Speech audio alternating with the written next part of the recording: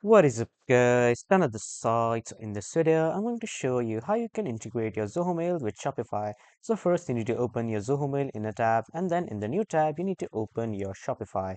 And after opening your Shopify homepage, here on the left side you will see the Shopify settings. Just click on the settings, and then here in the settings you will see the notification section. Click on this notifications, and then here you will see to enter your email. So head back to Zoho Mail on the right side, click on your profile, and then copy this particular email, which is your Zoho Mail.